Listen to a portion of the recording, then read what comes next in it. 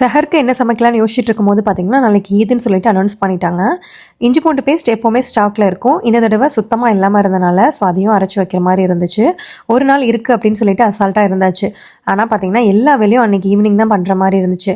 So கம்ப்ளீட்டாக வந்து bed spread எல்லாம் சேஞ்ச் பண்ணிவிட்டு அப்படியே கையோட மாப்புமே போட்டு விட்டாச்சு. இஃப்தாருக்கு சாப்பிட்ட அந்த டைனிங் கூட க்ளீன் பண்ணாமல் இருந்தனால ஸோ அதையுமே க்ளீன் பண்ணிவிட்டு லாஸ்ட்டாக வந்து கர்டைன்ஸ் அதுக்கப்புறம் சோஃபாவில் அடிக்கிற ஸ்ப்ரே எல்லாம் அடிச்சு விட்டாச்சு ரெஃப்ரெஷ்மெண்ட்காக. ஈது வைப் அப்போ தான் ஸ்டார்ட் ஆகிற மாதிரி இருந்துச்சு. அண்ட் ஆஸ் யூஷுவல் கிச்சன் பார்த்தீங்கன்னா எப்போதுமே க்ளீனாக தான் இருக்கும்.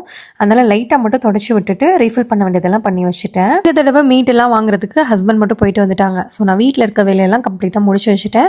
அண்ட் வந்ததும் பார்த்தீங்கன்னா சிக்கன் எல்லாம் நெக்ஸ்ட் டேக்கானது எல்லாம் மேரினேட் பண்ணி வச்சிடலான்னு சொல்லிட்டு சிக்கன் 65 பண்ணலான் இருந்தேன். ஸோ நெக்ஸ்ட் டே அதனால முதல் நாளே எல்லாமே மேரினேட் பண்ணி வச்சாச்சு.